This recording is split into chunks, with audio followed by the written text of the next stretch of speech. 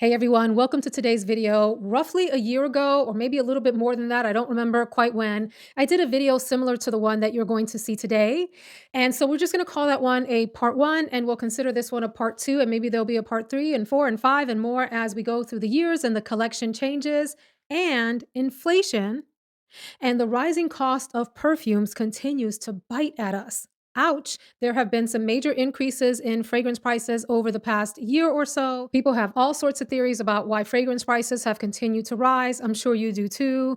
I believe in the laws of economics, meaning that as demand in the public rises, so too shall the cost of the thing, particularly if there's an impression of scarcity. So there's all kinds of marketing tactics, as you might imagine, that businesses in all sectors, this isn't unique to fragrance. I know we like to think it's just a fragrance problem, but businesses in all sectors use various marketing tactics and pricing strategies to create the illusion of luxury, to create the illusion of exclusivity, to create the illusion of scarcity. So we're just going to leave that as it is, not to mention the economy has changed a bit. Materials and labor across all industries in general are more expensive, and I imagine the same is true in the fragrance world. That said, we are not here for an economics lesson. Woo. We are here to talk about fragrances that are worth the crazy price tag that is being charged. So in that first video, I had my limits set at something in the neighborhood of 220 or 225. By limit, I don't mean that I never purchased a fragrance that was more than that limit. I mean, that is the point on the price chart past which I start to have second thoughts. My heart palpitates a little bit. Maybe I break out in a sweat. I'm just kidding. It's not that serious, but this little perfume humor for you. But I just sort of second guess, is this something I'm really going to wear? Am I going to love it? Do I think it's really worth that price tag? For me, my lifestyle, my taste, my budget, all of that. So everyone had a different answer when I asked the question, what was that limit for them? Again, this doesn't mean you would never pay more than that. It's just that price where you're like, your conscience starts to sort of creep into the conversation. The point at which you just start to really think twice about whether it's something that you really want or not before you add to cart and check out. So I'd like to ask you the same question. Please weigh in below. What do you consider to be an expensive price tag for a fragrance these days? And let's just use the 100 ml bottle, like a full 3.3 or 3.4 ounce bottle, 100 mils. What do you think is expensive for a 100 ml bottle? All right, that's enough. Prelude to a kiss. Let's get to it. I've got 10. But my list was actually like 20 and some honorable mentions because I have some super expensive fragrances that I really, really enjoy, but they have kind of longevity issues. They're known to have longevity issues. So I'm going to leave those in the honorable mention category. And the ones that didn't make it into today's list of 10, I will list in the description box and in the pinned comment. As always, I will have links to these if I can find links down in the description box. Are we ready? Is everybody ready for this list? Ooh, that was so much buildup. So the first one, y'all, I have talked your ears off about recently, and I'm gonna talk about it again today because I just love it. And this is DUCHESSA from Gritti. So it comes in this sort of velvet black bottle. I've gone on and on about how I'm not a fan of velvet on fragrances, but I forgive this one because the feel and the look of this bottle gives you a sense of the feeling, the vibe that this fragrance gives you. Hold on, let me tell y'all about pricing since this video is about expensive. This is a 100 ml bottle and this retails in the United States of America, the good old USA, at 395 whopping US dollars. Lord have mercy. As I have said, it is worth every cent of the retail price. And if you can get it on sale, even better. This fragrance is phenomenal to me and has recently become a strong love. This fragrance for me has a very soft and sweet, dark, deep cherry nuance that comes out in the opening and stays all the way through the fragrance. I forgot to say in my long introduction that all of the fragrances that I'm going to talk about today have good projection and good longevity. That is part of the reason they made it into this list. And I have gotten compliments on these. Now, remember, compliments for me are compliments in my house since I rarely leave my house. And on occasion, some of these have gotten compliments out in the wild as well. But I swear I can't stand all these fingerprint marks on here. Pardon the mess. I cleaned these before I started. So think about deep, dark, sweet cherries. There's sort of a boozy nature to this fragrance. It also has a hint of some kind of saffron type of airy, maybe even sort of, I wouldn't say leathery. It definitely stays on the airy saffron side. And you get almond in this fragrance as well. So think about what marzipan smells like. like that almond, almost paste kind of candy. It has this nutty sweetness to it. You get boozy cherry, you get the saffron. This also has hints of chocolate in it. It's not the kind of chocolate that's super pronounced where I would call it out as a note, but if you know to smell for it, you can definitely pick up some sort of kind of chocolatey nuance in the background. This has a very sort of evening and nighttime feel to it, very sexy, very confident fragrance, projecting. It lasts a long time, as I mentioned. This is one that I will put on in the morning and it's dinner time and beyond, and I'm still smelling it pretty decently. For me, this is mostly a fall and winter fragrance. I guess you could wear it year round. I would think if you wore this in the summer, it would be sort of relegated to evening time and very light sprays, but a good cold weather fragrance has a lot of base, a lot of richness to it, a lot of depth, and a lot of character. Adore. I'm going to go on and get the next fragrance out of the way because you hear about it a lot. But there is a reason that you hear about it a lot, and it's because it is absolutely gorgeous. This next fragrance, to me, is the embodiment of class and femininity in a bottle. It is good old DELINA Exclusive. These little pink blush bottles are so adorable to me. The fragrance for me is such an intoxicating combination of pear and rose and some powderiness and vanilla and musk. And I mean, it comes across as the color of the bottle. In fact, if it were maybe even a slightly deeper pink, not quite magenta-ish like the Oriana bottle is, which is a gorgeous bottle too, but if it were maybe just a tad deeper in pink tone, it might even portray more what this fragrance the feeling that this fragrance gives. So a lot of people love the original DELINA, but I will say that that one is more sprightly, more youthful smelling. That one is more like a teenage version of this. Not that it's teenagery in smell, but I mean, if you compare the two, this is a more matronly, mature, grown up fragrance. Some of the notes here at the top, I really get a distinct pear, and I get the pear through the mid too, and it's a very soft background pear. There's lychee and grapefruit too, although I find those to be sort of subdued players that add a little bit of sparkle and brightness to the opening of this fragrance. As it continues, you get rose, vetiver. It says incense. I don't get not a stitch of an incense smell in this fragrance.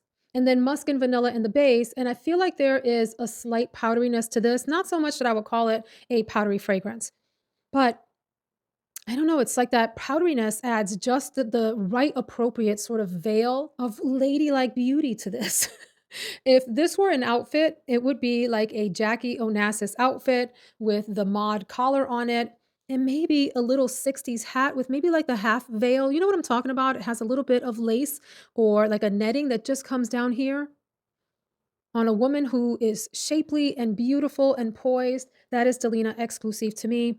I don't get sick of this fragrance at all. Anytime I sniff it, anytime I wear it, it's always a win. It's a freaking win. In fact, excuse me, all of the fragrances that I'm going to talk about today are always a win for me, which is why they are in this video. Oh my goodness, I think I forgot to tell you how much DELINA Exclusive costs. So this is another one that the full bottle, 100 mils, is excuse me, this isn't even 100 mils. This is 75 mils. Wow.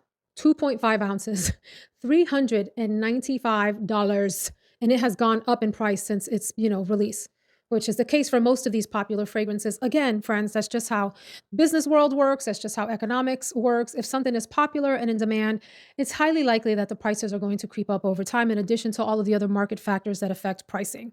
I got something to say. Sometimes I will get comments on videos, and I understand them, that these prices are outrageous. And they are. I mean, you're not going to get an argument from me on that.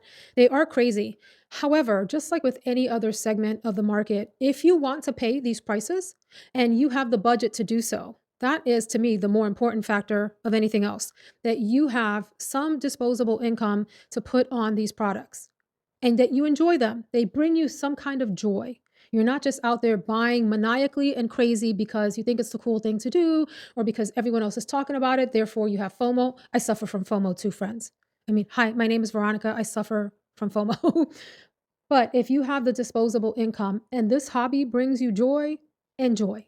Enjoy. You spend what you feel comfortable with, what your pockets dictate makes sense to you, and don't worry about what anybody else thinks. And it's the same thing in every other segment of the market with shoes, with handbags, with clothing, makeup, hair products, items in your home, your cars, your house.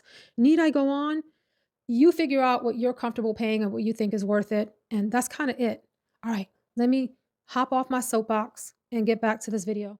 This next one is a powerhouse with one of the most appealing personalities. You know, the confident person in the room? I'm not talking about the cocky person or the overly confident, loud person. Not that.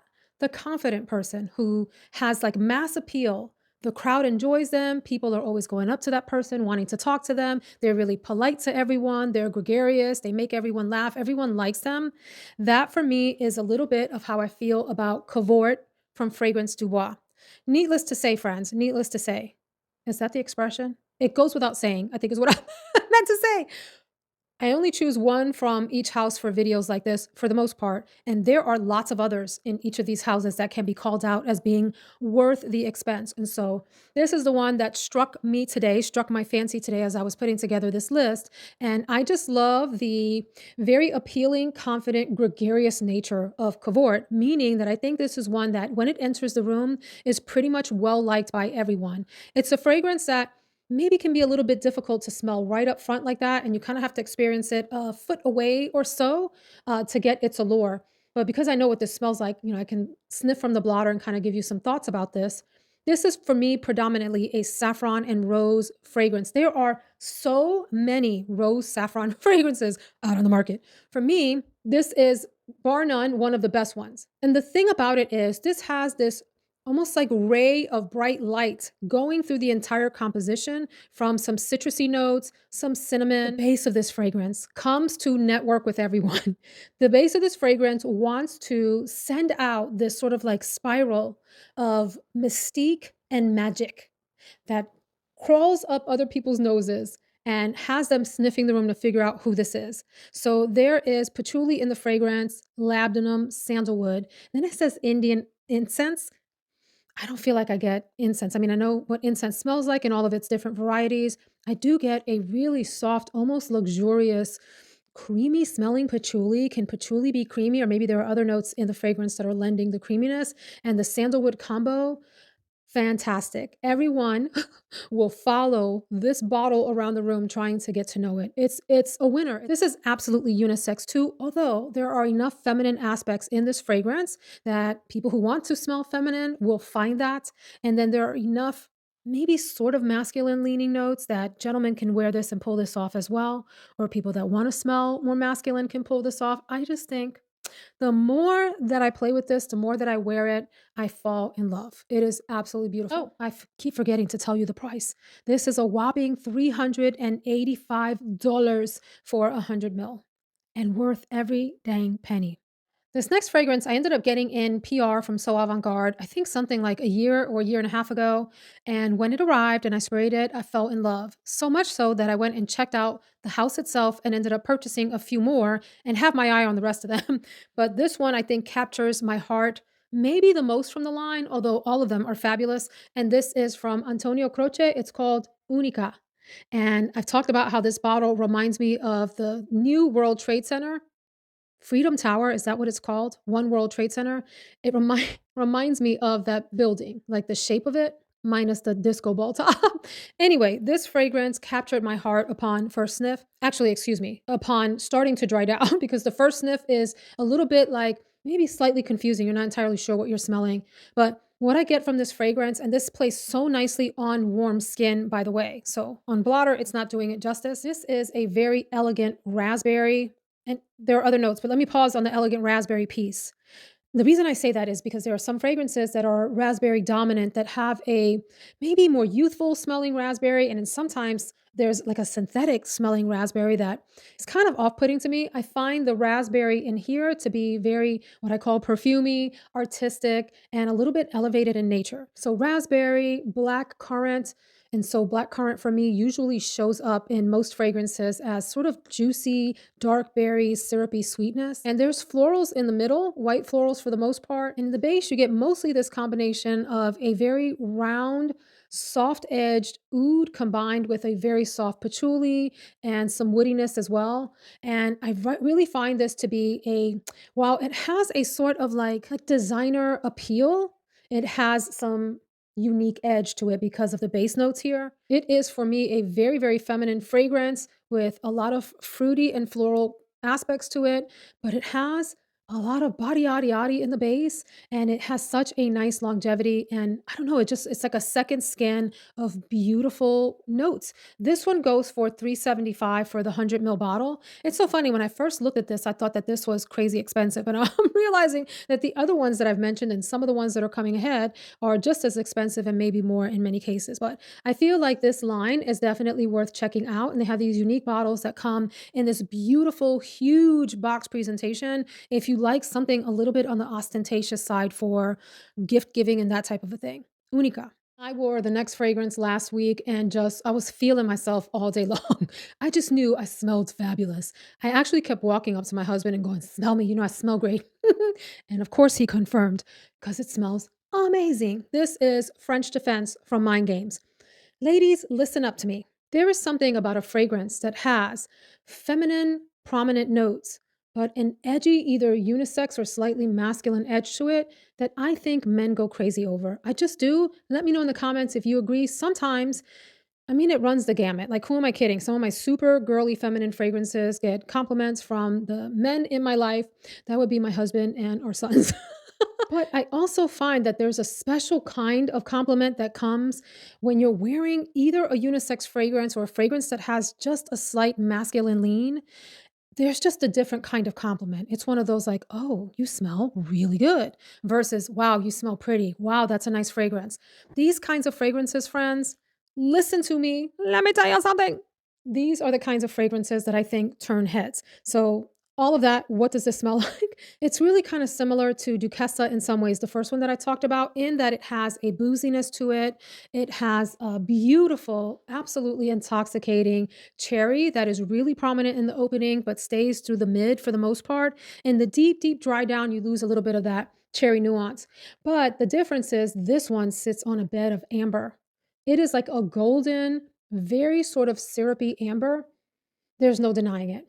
It also has a tiny bit of a woody edge.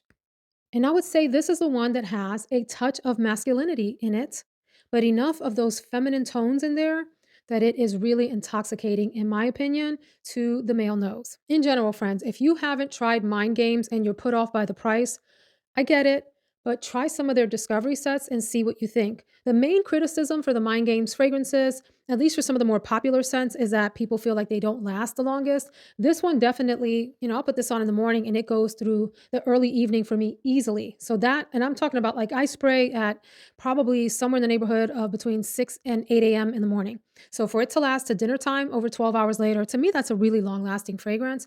And I enjoy so many from the Mind Games line at this point that it's kind of hard to choose between, one versus the other for these kinds of videos.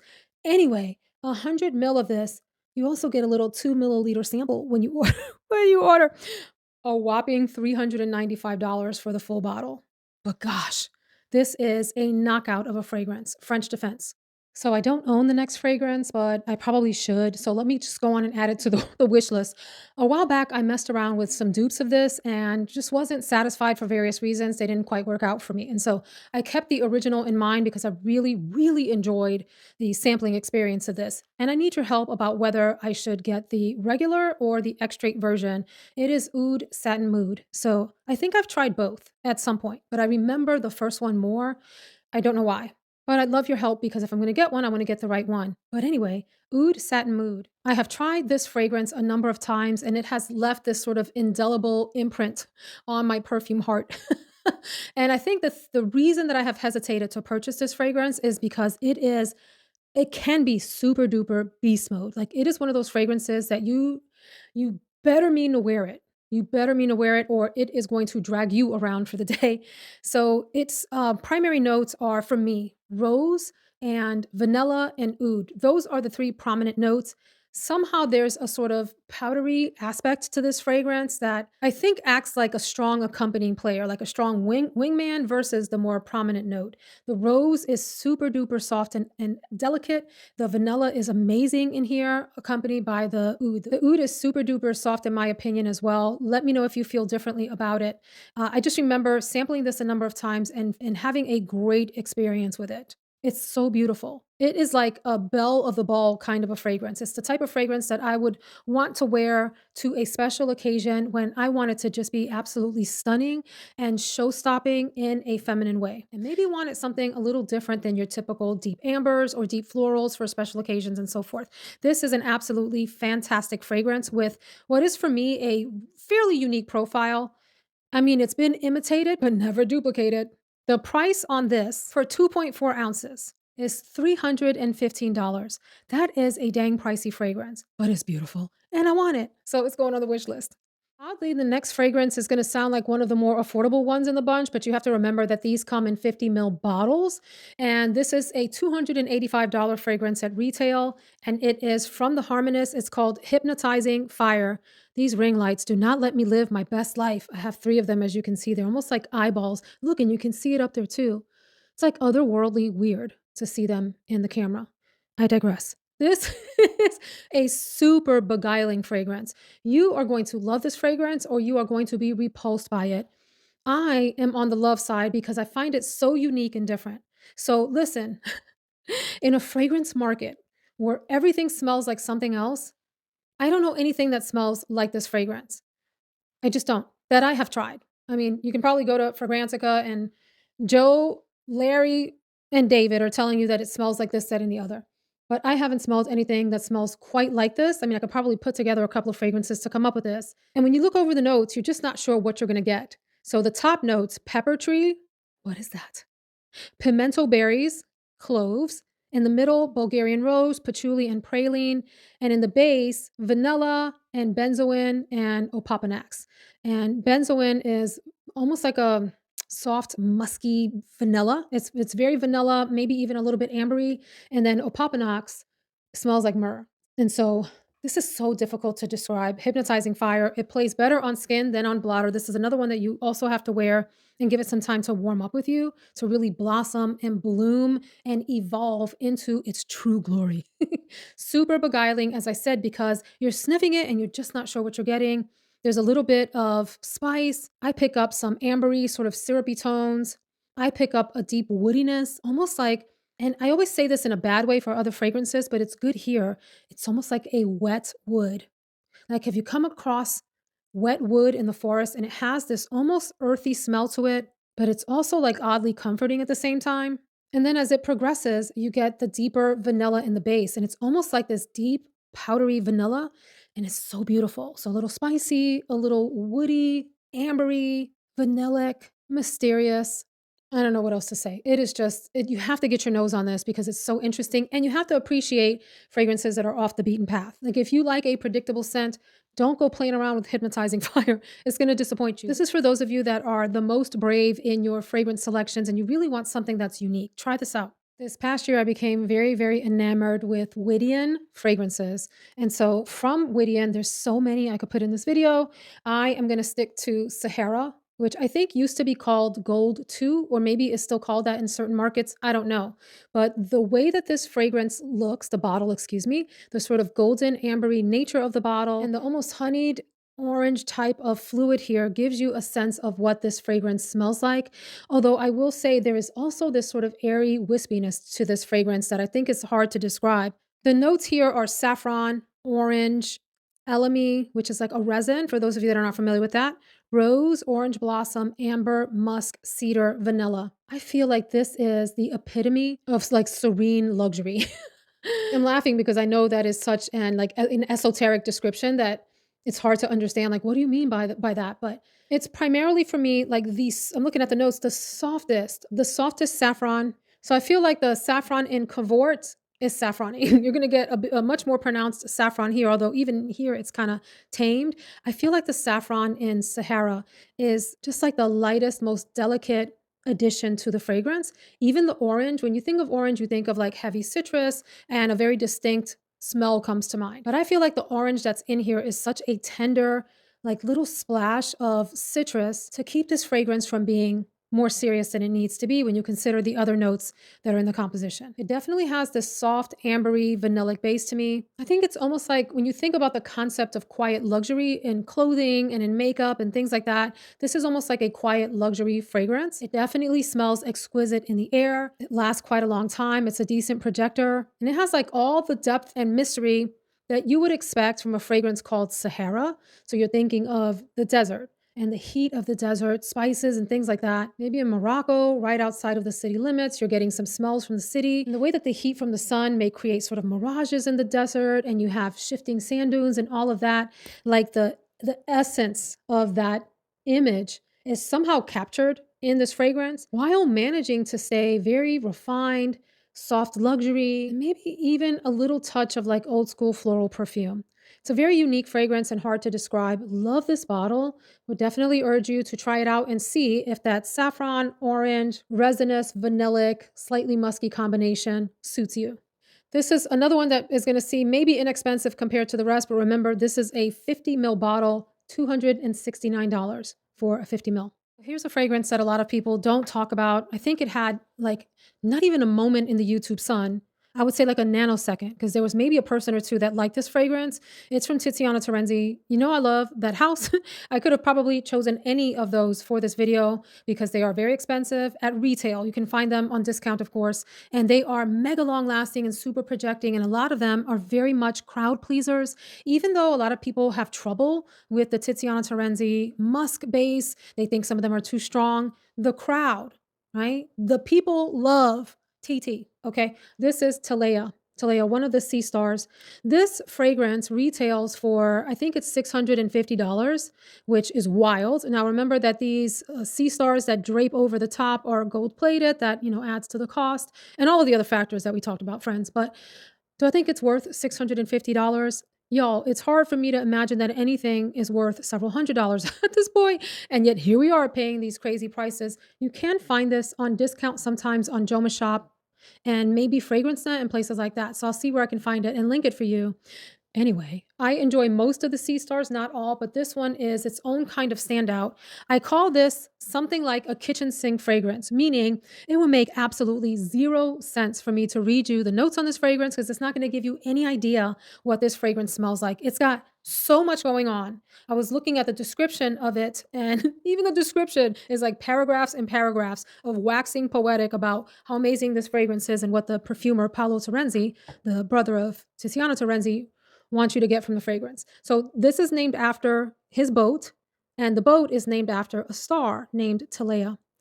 The fragrance opens a little bit abrasive for like the first couple of seconds, and you're like, oh my gosh, what have I gotten myself into? Give it a second. Give it a second. It goes away super quickly. And then it's so challenging to describe what you're left with. And I probably describe this different every time that I sniff it. Today, it's something in the neighborhood of smelling almost like a fresh aquatic melon smell. There are some light, bright florals in the background, almost like your lily of the valley kind of smell, or maybe even something in the neighborhood of like a lotus smell or one of those kind of watery floral smells. So sweet, juicy, bright summer melons, light, bright, almost soapy, like ever so slightly slopey. Woo, soapy white florals. And then I feel like I get some kind of woodiness and a pale oud way in the background. And then you have some of the classic Paolo Terenzi created musk that's characteristic of a lot of the Tiziana Terenzi fragrances. This is very appealing as a scent. I think in the air it comes across as a combination of like airy sweetness, soft, gentle, delicate fruitiness in the melon direction, as I mentioned, like your watermelons, your honeydew, those kinds of fresh melon type of smells, and that sort of sweet, subtle woodiness, very delicate, slight in the background oud in this fragrance. It is quite stunning. Not for everyone. I would say if I survey says, thinking of the Family Feud, 100 people were surveyed. And what did they have to say about the fragrance? I would say probably 60 to 70% of people would not understand this fragrance or enjoy it. But again, like with Hypnotizing Fire, I mean, these two fragrances are absolutely nothing alike, but they are both super unique in their own ways. You're not going to find anything else, I think, that smells quite like TELEA, and you'll be hard-pressed to find something that smells exactly like Hypnotizing Fire. Anyway, this is beautiful, TELEA. So again, I'll try to link this below and see if I can find a better price than that ridiculous retail price. I was gonna put Atlantide in the video, but I've talked about Atlantide so much, the white sea star, glorious, greenish, tuberose, beautiful, highly feminine, alluring fragrance.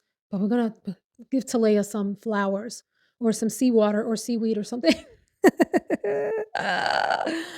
Whew. I'm gonna round out with a fragrance that some people love to hate and a lot of people just love. I don't know anyone who's on the fence about this fragrance. Everyone that I have heard talk about it loves it or they're repulsed by it. And yes, it's a popular one. It is Guidance from Amouage. I don't have Guidance 46 yet. I still got my eye on that bottle. It was on my birthday wish list. And boy, is that one expensive. So it deserves a place in a video like this too. But I have this one so I can vouch for this one and how it performs. I have tried Guidance 46. In fact, I'm looking at the little decant of it. Anyway, let's give some flowers, if you will, back to the original Guidance that has been maligned in the fragrance community or adored. One or the other.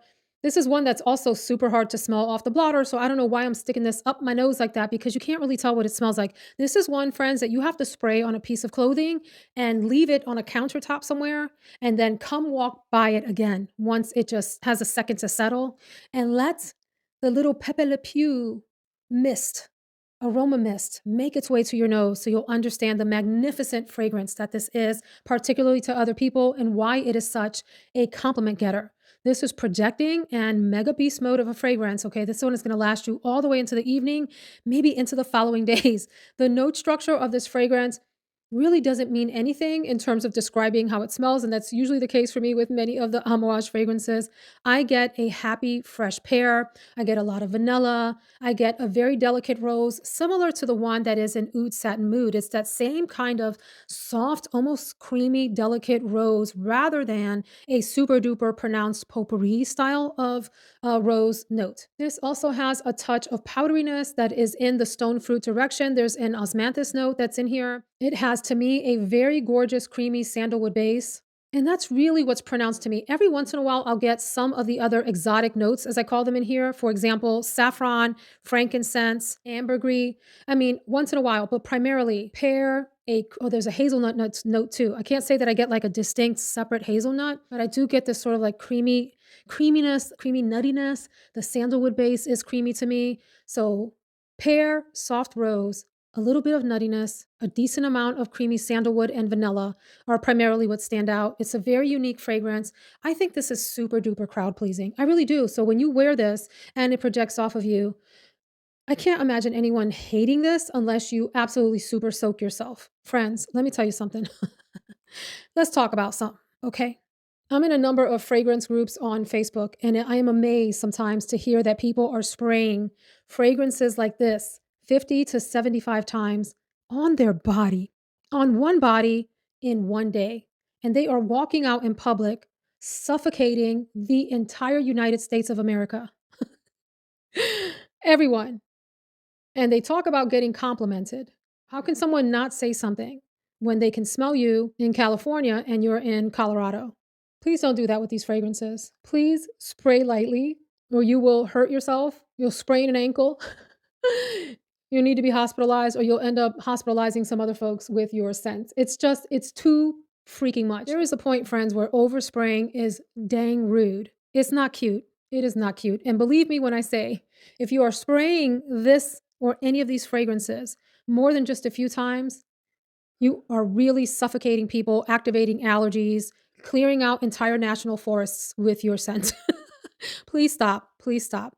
Let's bring back courteous spraying, okay?